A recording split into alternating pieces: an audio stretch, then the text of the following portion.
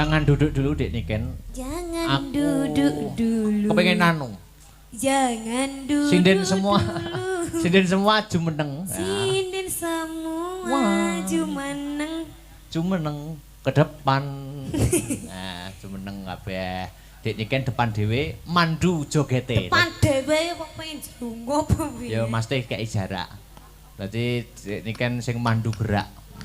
Nggo ikuti gerak Dek Niken. Gak mau. Pargoi. Lagune apa, Mas? Labuke kok gak ngadeg kok. Ngawut. Masa kae buke lingguh tapi wis ana sing ngadeg. Kasepuan niku. Kasepuan. Ben. Niku jaman 6 nggih jumeneng Bu Parsinem niku. Ning gandeng sampun sepuh. Ngono, Dik. Apa iki lagune? Apa ngongkon aku iki? Yo ning kono. Ayo to. Apa lagune? Sembarang. Bilang dulu no. Seraginan boleh. Cantik. Cantik. Di depan sana. Seraginan boleh, musik juga boleh. Sayang ngono. Niken sayang. Nyapo, pilih nyapo aku. Ora cetha. Semangat to. Oke, ya, heeh. Apa ki lagune? Seraginan apa musik?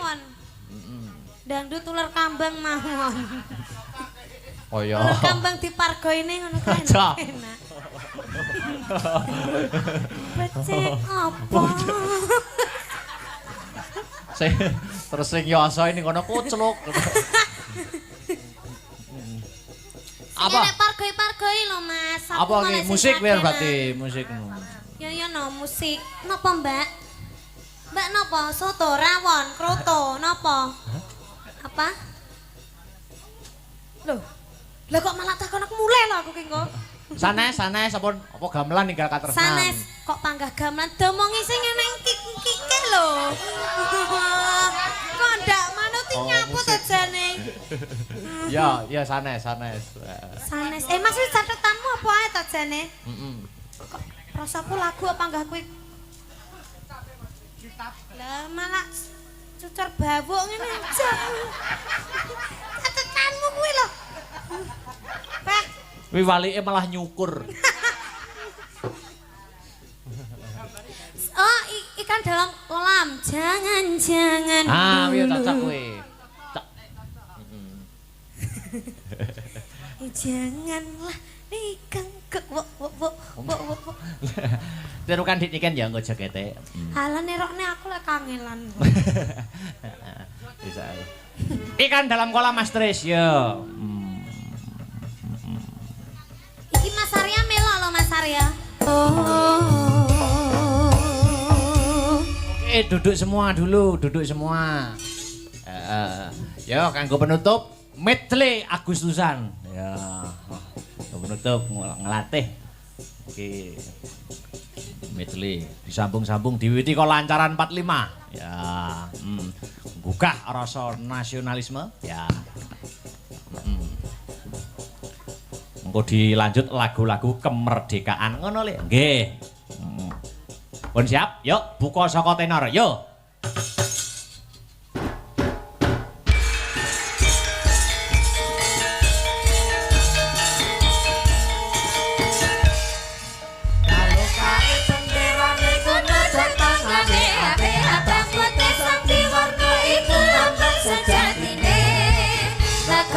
Kita wes merdeka kan ada dasar Pancasila dumadi nalari tangga 17 Agustus sasi menuju tahun 1945 Veteran Rahayu Ola Kristen Paris Veteran Rahayu Ola Kristen Paris dumandang bareng maju ninggal tekan rahayu Merdeka, merdeka, merdeka bumi kelahiranku Merdeka, merdeka, merdeka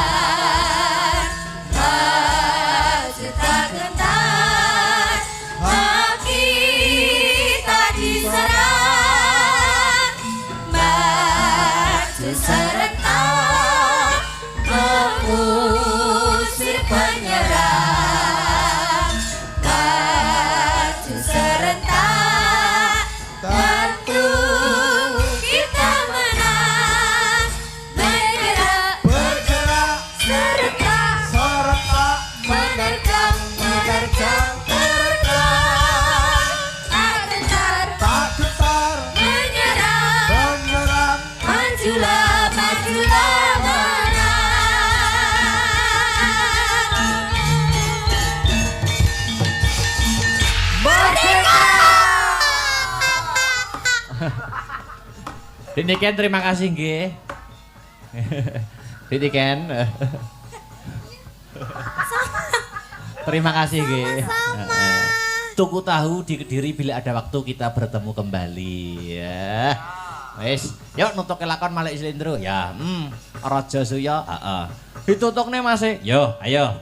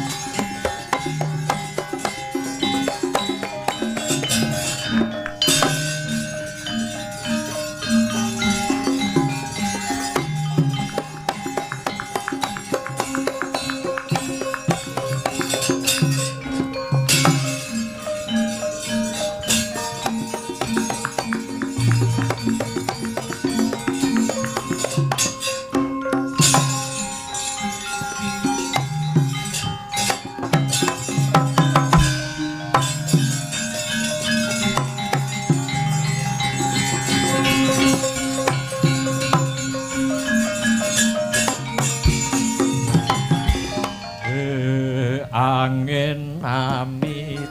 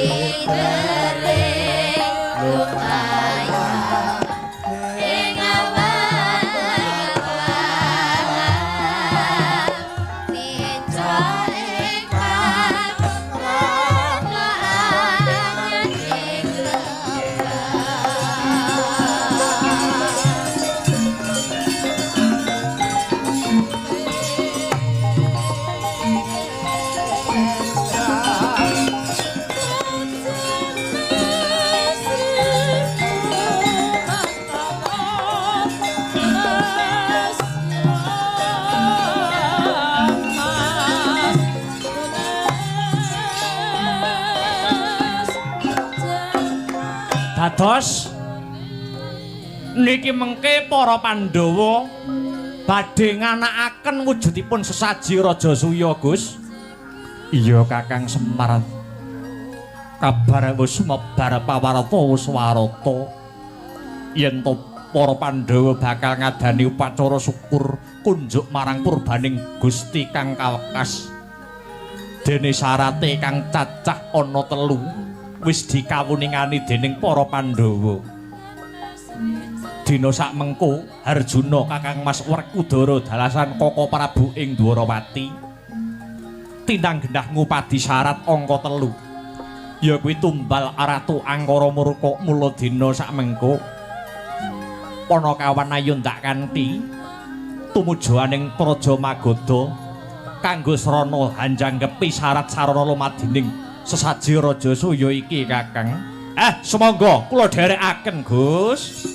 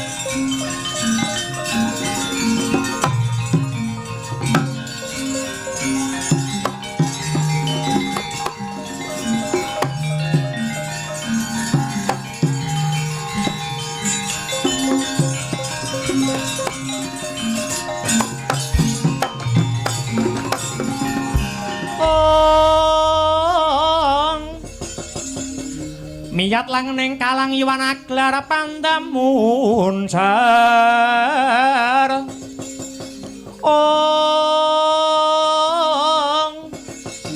tinon ler kekonang surem sorote tan padang kasor lan pajaring purnameng gegono dasare mangsa katiga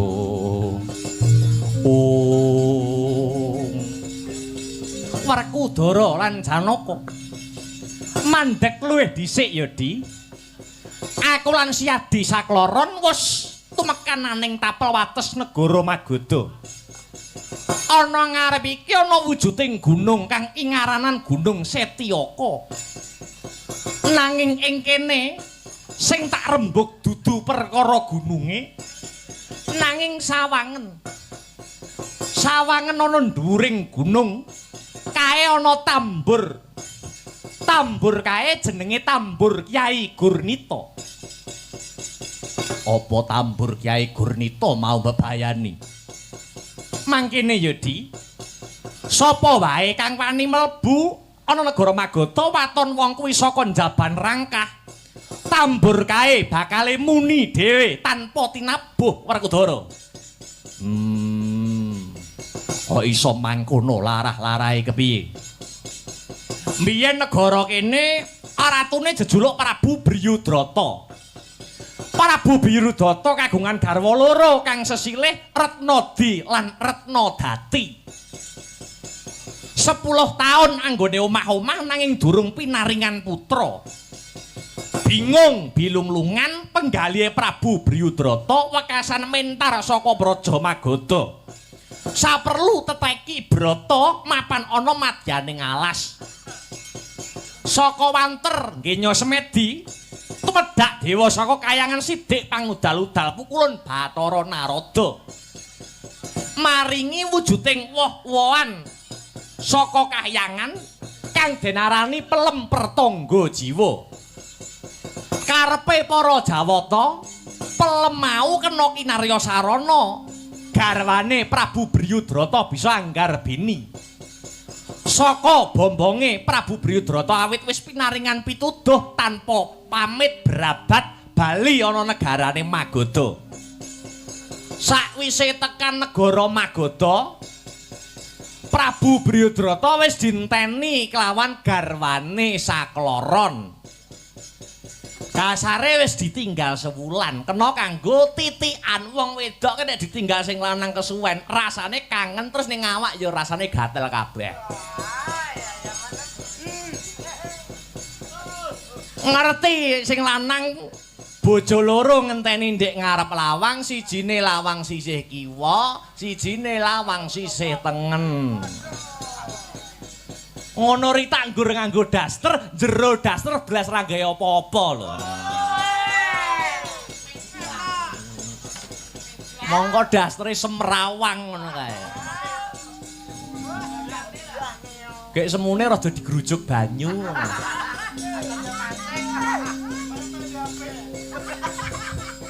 Wekasan pelemper tangga jiwa diparingke kelawan garwane ya kuwi Retnadi karo Retna Dati. Bayangno peleme nggur siji dinggo royokan bojo loro iki. Satemah pelem disigar brak dadi loro, siji diwenehke mbok wek, siji diwenehke mbok nom. Bar mangan pelem langsung nggarbini ya kuwi 9 wulan 10 dina. Mekaten Kakang Prabu ya bojo loro meteng bareng 9 wulan 10 dina sak banjure bayu mau lair saka garwa kekarone.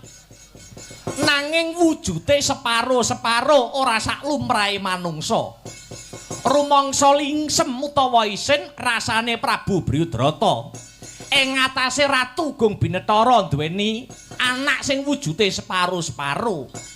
Bayi mau banjur dibuang ana tengah alas. Bayi mau ditemu karo wewe wedok sing jenenge Nyai Jara. Bayi mau rinumpaka kelawan Nyai Jara, bayi separo-separo digathukke plek dadi siji, dadi manungsa lumrah.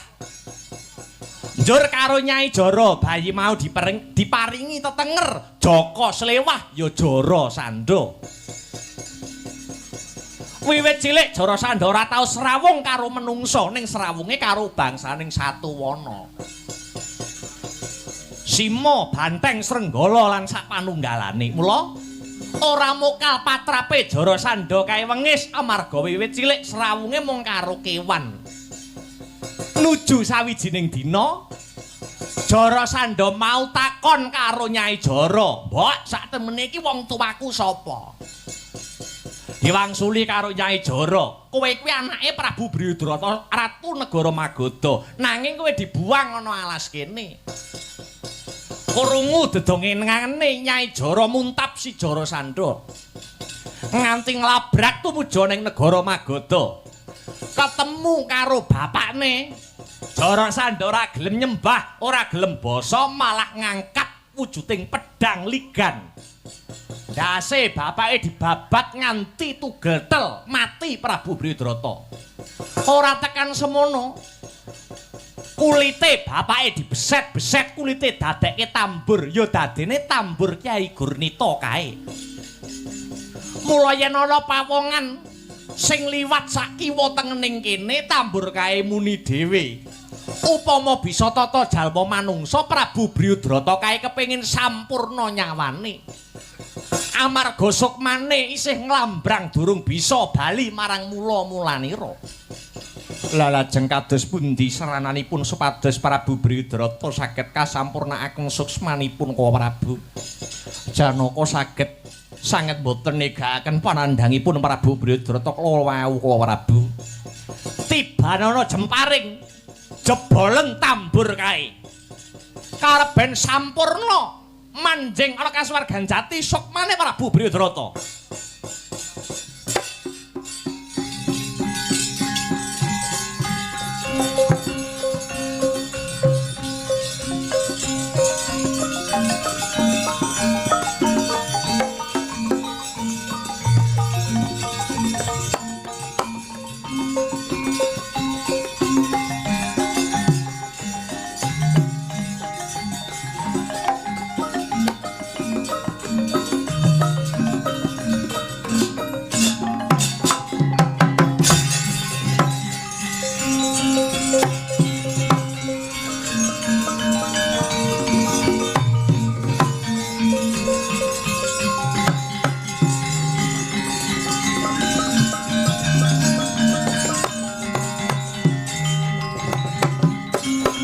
Prabu Kresna, Raden Bima, Raden Janaka banget panuwun kula.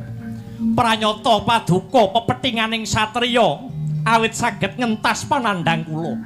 Babakan katentremaning bawana kula titip anak kula pun Jarasandha dumateng Prabu Kresna. Sumangga anggenipun badhe murba kang sarta masesa Sang Prabu.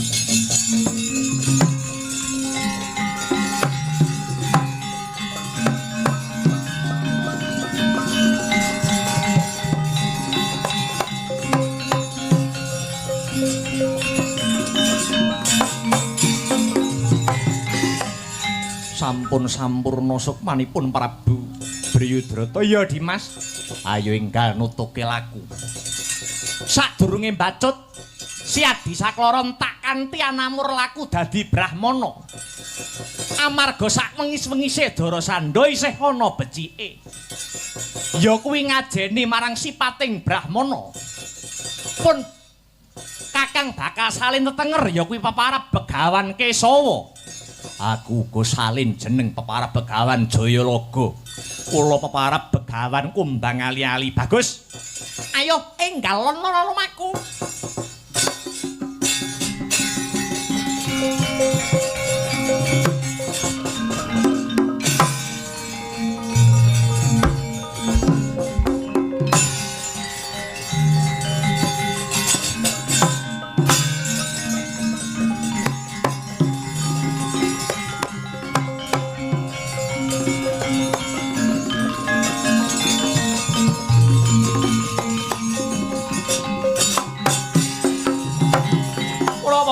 Merah ingsun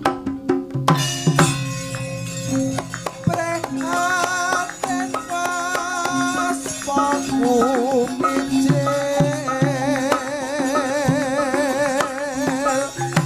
tuku dahan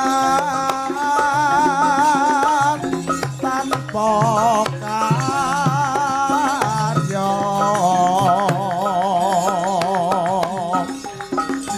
Kang rinemakan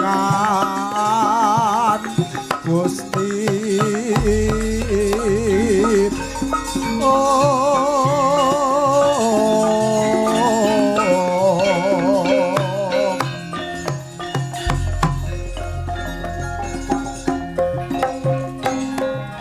leweran keringetmu, krenggosan napasmu, togok melayu-melayu gawe kaget ana apa?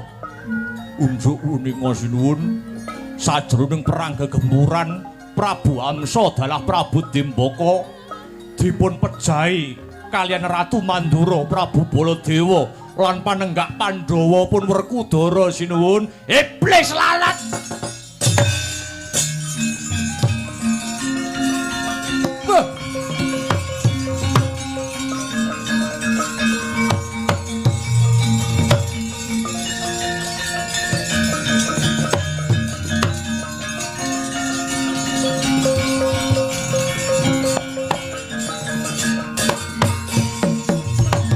Malaning ngerak leketeking jagat gelah-gelahing pumaswaning jajalan sukertaning bawana.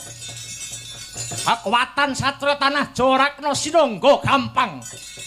Kamangka mau bengi Jarasandha ngimpi kang kurang prayoga tinemune jebul Hamsa Dimbaka sing tak anggep tangan tengen lan kiwaku wis pepes. Dawek. Kula wonten dawuh. Goleke juru nujum. Juru nujum sak magata klumpukke sendika.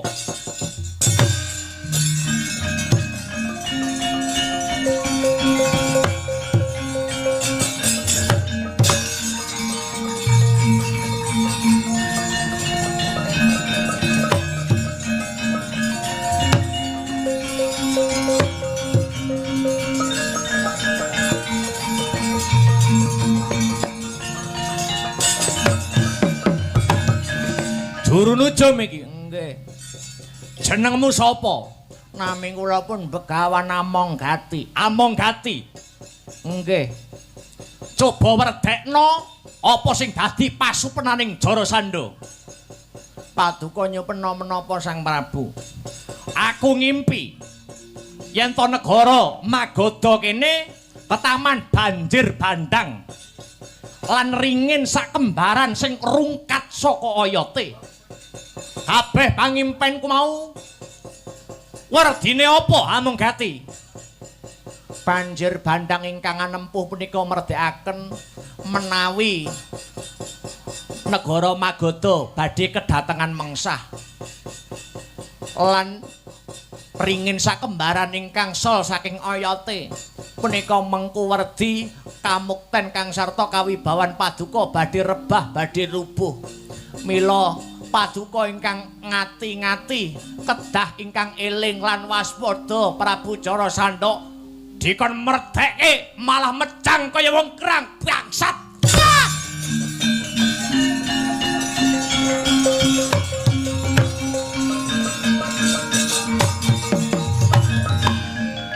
Golek meneh. Nggih.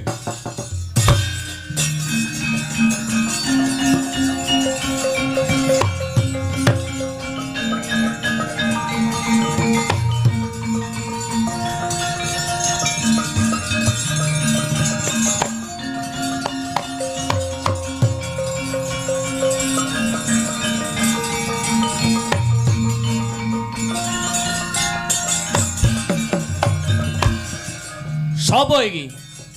Nami kula Sabun. Kowe ya juru nujum, nggih. Omah kula Desa Pisang. Werdekno pangimpenku Magoda kene ketaman banjir bandang lan ringin sakembaran kang rungkat saka yote. Ngimpiku mau kabeh tegese apa?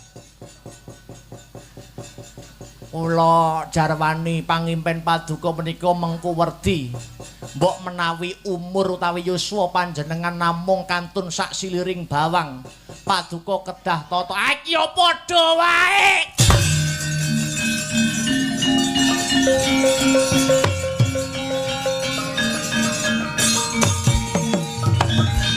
Isih ana ora?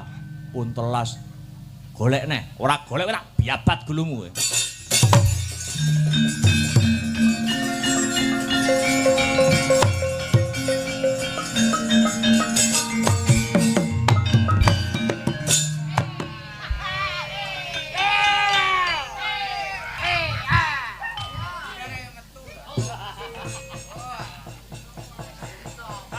Aku ngimpi negara Magoda kene kedatengan banjir bandang.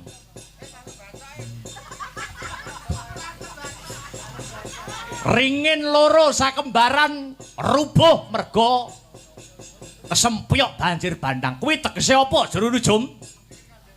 Sego. Lho. Kok sego piye to iki? Kuwi jane bangsane ngopo? Ngimpiku iki werdine apa? Ngapunten kula nek perkara merdekne ngimpi mboten saged. Nek kon jenengan wonten undangan slametan bunturen apa kunjungan ngoten. Iki yo padha ae wong genah malah dikoren.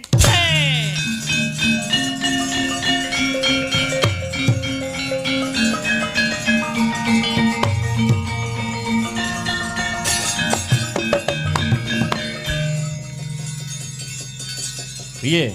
Mbok pendem bathange? Mboten. Ora usah, pakake kirik wae. Golek neh sing pungkasan.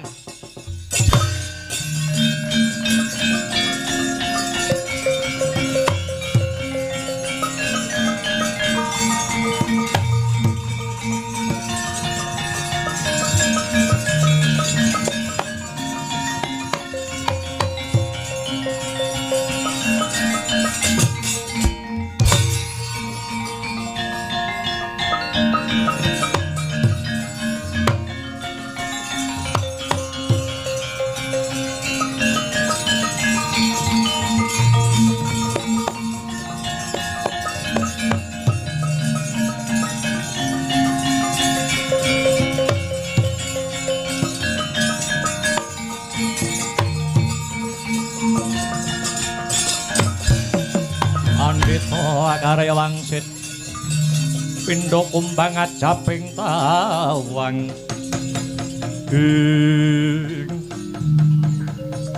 iki ana brahmana cacah 3 mara gage tepungna sapa peparape brahmana katelune Sudyamastani Sang Prabu peparapku Begawan Kesawa sing gagah gedhe dhuwur aku Begawan Jayalaga kula Begawan Kumbang Ali-ali mapan kebeneran Jarasandha bubar wae nyempena mbok menawa kraton Magadha kene ketaman Banjir Bandang Banjir Bandang iku Hanjalari wit paringin sakembaran rungkat saka hayate kira-kira pasupenanku iki mengku surasa sing kepiye mara gage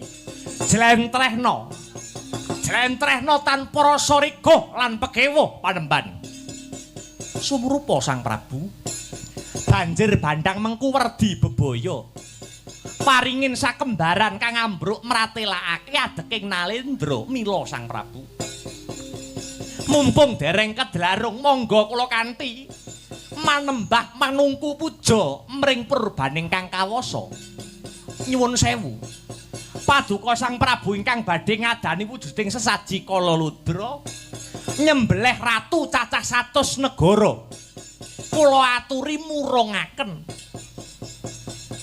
nanging awit sedaya kala wau mboten badhe kasembadan ning malah ngelak mangsa mbujung wanci rebahing kawibawan paduka dados Nalendra setan kowe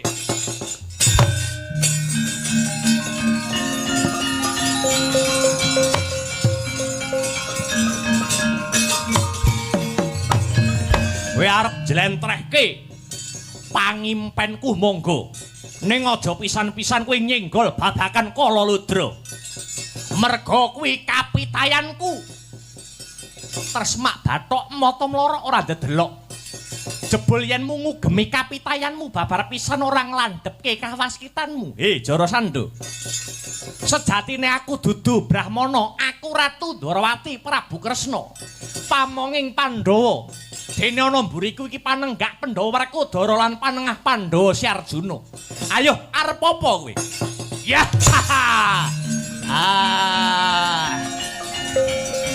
Ityan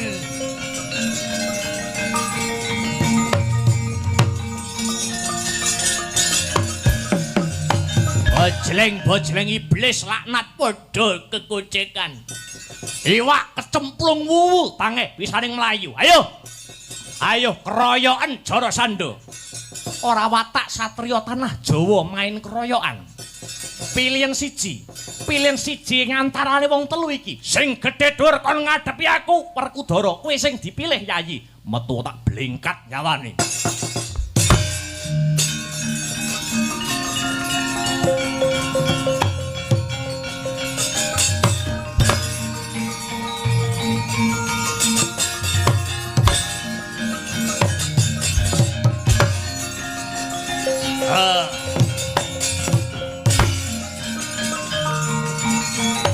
Kanjur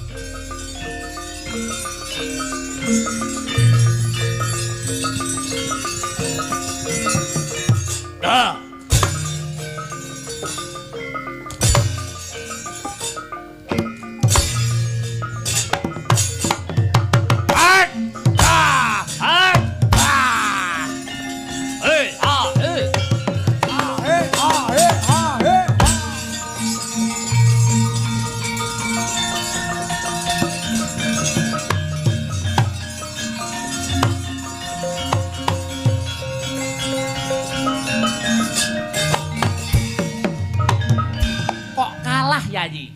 Ora kalah. Loh, lah kok mundur? Leren. Si Adi mesti lali dongenganipun Kakang ana ngarep mau, gitu.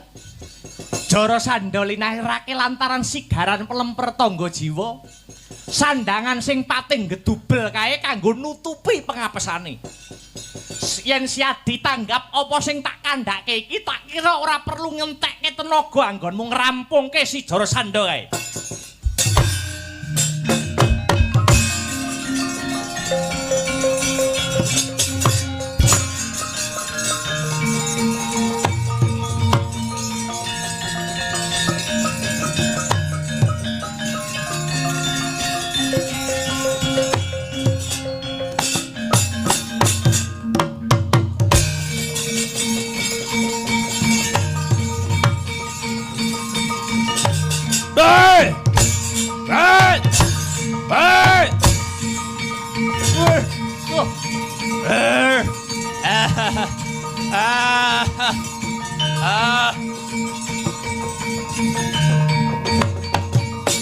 Noyak nayuh Baskara Titi mangsa dupemut pring pengapesaning Sang Jara Sanda risang mreku dara ngethok karo san kang pungkasan giya kadengkek bangkeane dadi lan patine sirna Sang Jara Sanda.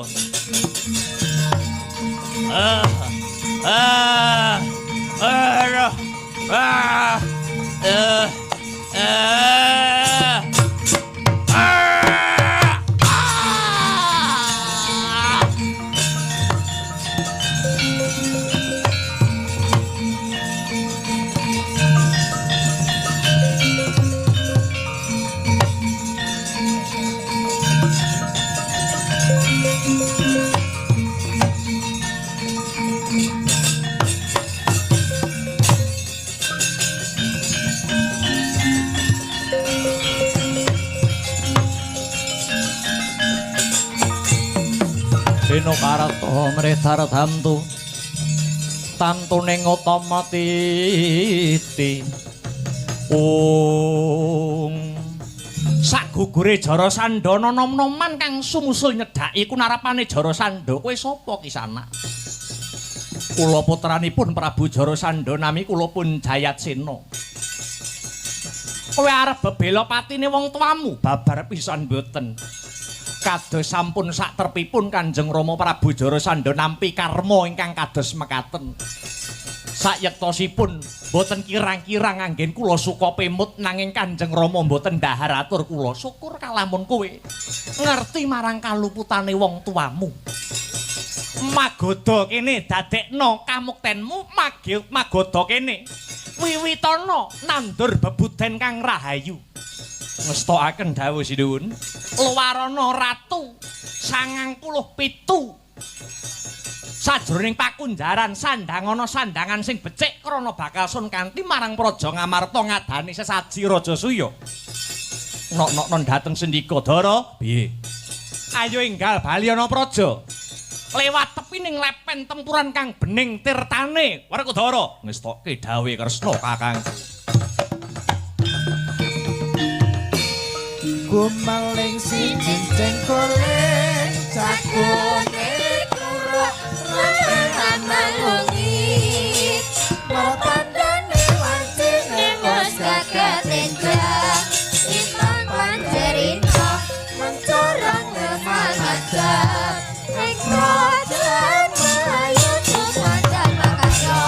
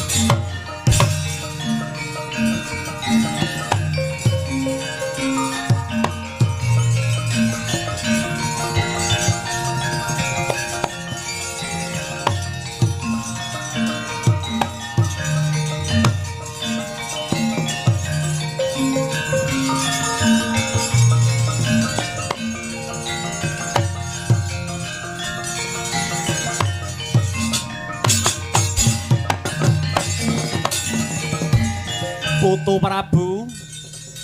Aku eyangmu Prabu Matswapati. Kang makili Nalendra 100 negara kanthi lila legawa kang sarta gambiraning manah. Wis nedya nyembadani undangan nanggone para Pandhawa ngadani upacara syukur Sajiraja Suya. Poneyang uga mangkono Putu Prabu. Poneyang ing Talkanda makili para Brahmana 7 wis awega ngidung suci mantra rahayu. Tandha tarima kasih mring purbaning Gusti Kang Maha Nasa. Ayo mara gage enggal diwiwiti adicara sesaji Raja Suya iki, Ngger.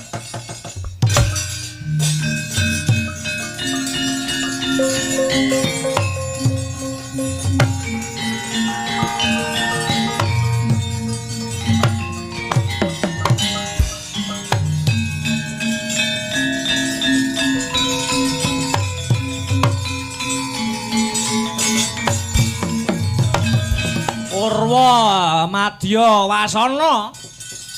Upacara sesaji Raja Suya sampun kaleksanan. Pramila saking menika dulur Pandhawa dipun sekseni sesarengan nggih. Sampun kasembadan anggenipun ngadani sesaji Raja Suya rak nggih ngoten. Kanthi wontenipun sesaji Raja Suya Prabu Puntadewa pinaringan gelar Ratu Samrat, Prabu Kresna pinaringan gelar Pamong Agung. Geger Jawi.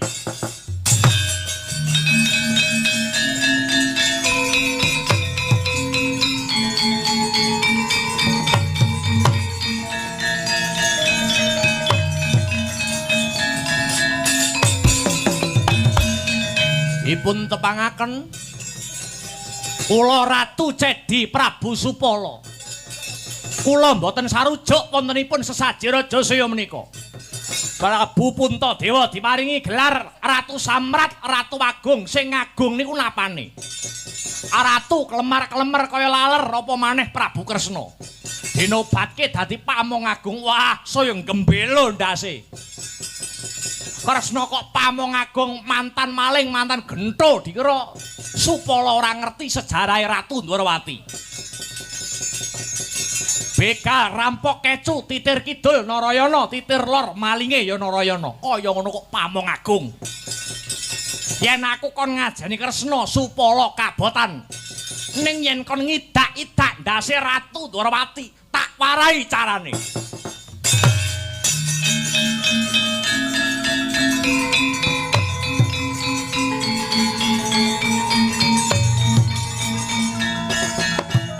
Eleng-eleng Prabu Kresna titise Sang Hyang Wisnu.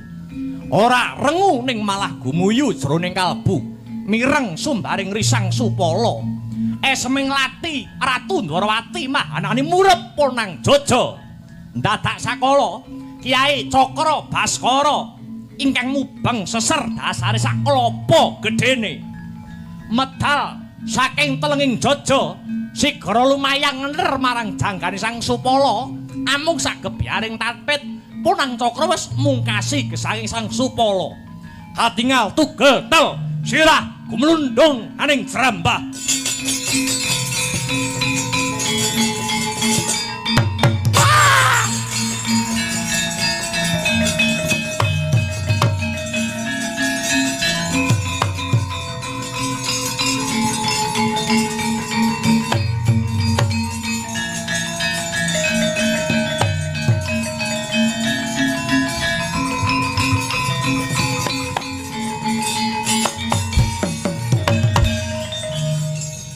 Ngaturaken pangapunten kang wayah nyuwun pangapunten menawi damel gugup garagapan ingkang sami lenggah. Ora dadi pangapa Kresna, aku wis ngerti sejarahe Supala pancen kodrate kudu mati ana tanganmu. Sing luwih wigati sesaji Raja Suya iki wis bisa kasembadan kagelar. Nuwun inggih Kanjeng Eyang. Ah, inggih kula nggih tumut nyekseni. sing becik dadiya patuladan kang ala kagilesa anut lakuning jaman. Lelakon Pandhawa syukur saratri ing kinarya kaca benggala. Sak beja-bejaning jalma manungsa ya kuwi manungsa sing sabar lan narima sarta tansah ngegongaken ing raos syukur ndara. Paripurna.